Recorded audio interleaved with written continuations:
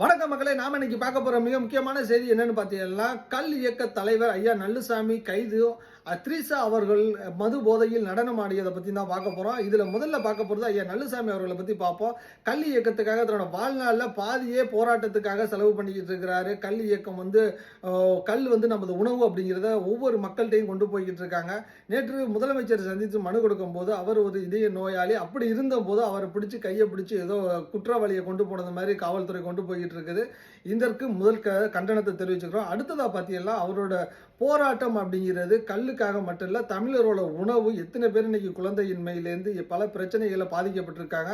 அதை சிறு குழந்தைகள் கூட கல்லை கொடுக்கலாம், அது ஒரு போதைப் பொருள் இல்லை, அது எங்களோட உணவு, அதை ஏன் தட்டி பறிக்கிறீங்கன்னு போராடிக்கிட்டு இருக்கிறாரு. அவருக்கு உங்களோட ஆதரவை கொடுங்க, அவர் வீடியோவை பாருங்க.